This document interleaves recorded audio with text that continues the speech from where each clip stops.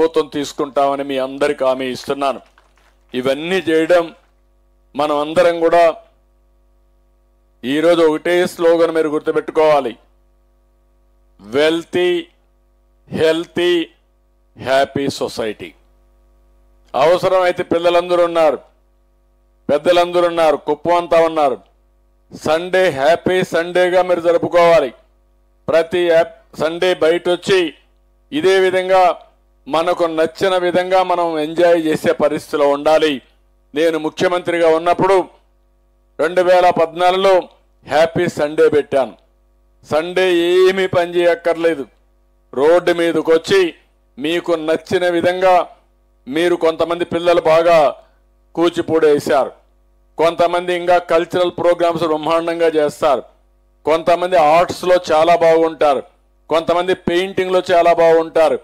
మీకు నచ్చిన విషయాలన్నీ చేసి 10 మందిలో అవన్నీ ఎగ్జిబిట్ చేసి 10 మందిని కూడా ఉత్సాహపరిచే విధంగా మనం కార్యక్రమాలు చేయాల్సిన అవసరం ఉంది. కొన్ని దేశాల్లో ఇలాంటి పనులు చేశారు. అందుకే నేను కూడా ఆలోచిస్తున్నా, హ్యాపీ సండే పెట్టుకొని కమ్యూనిటీని కూడా నెట్వర్క్ చేయడం. మీ ఇంట్లో మీరు కూర్చోవడం కాకుండా రోడ్డు మీదకి వచ్చి మీ ప్రాంతం అందరితో కలిసి ఉంటే దానివల్ల మీకు ఎంతో శక్తి వస్తుంది, ఆనందం వస్తుంది, స్ట్రెస్ పోతుంది, ఆహ్లాదకరంగా ఉంటుంది.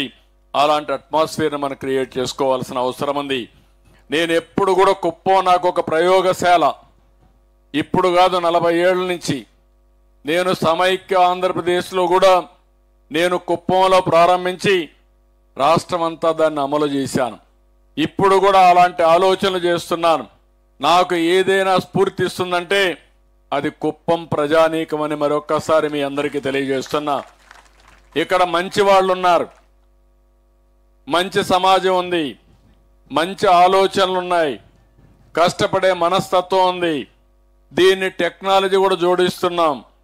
ఈరోజు ప్రతి ఒక్క విషయంలో నేను సెల్ ఫోన్లు వాడతాం, సీసీటీవీ కెమెరాలు పెడతాం, డ్రోన్స్ పెడతాం, అక్కడి నుంచి మొత్తం డేటా కలెక్ట్ చేస్తాం. ఎప్పుడు కూడా మనం మోడర్నైజేషన్ కూడా జోడిస్తే ఫలితాలు మెరుగ్గా వస్తాయి. అలాంటి విధానానికి శ్రీకారం చుట్టి ముందుకు పోతున్నాం. ఈరోజు మిమ్మల్ని అందరినీ చూసినప్పుడు ఇంకా 2-3 ప్రోగ్రామ్స్ కూడా ఉన్నాయి. ఏది ఏమైనా మరొక్కసారి తెలియజేస్తున్నా, 3 నెలల తర్వాత మళ్ళీ వస్తాను. ఈరోజు అన్నిటికీ ఫౌండేషన్ వేసాను, అన్నీ కూడా లాంచ్ చేశాం. 3 నెలల్లో ఇవన్నీ కూడా ఒక స్టేజ్కి వస్తాయి. ఆ తర్వాత మళ్ళీ అవసరమైతే 3 నెలల తర్వాత నెక్స్ట్ లెవెల్లో ఏ విధంగా డెవలప్ చేయాలన్న దాన్ని కూడా చేస్తాం. మన దగ్గర సెరికల్చర్ ఎక్కువగా ఉంది. ఈ సెరికల్చర్ని కూడా సద్వినియోగం చేసుకోవాల్సిన అవసరం ఉంది.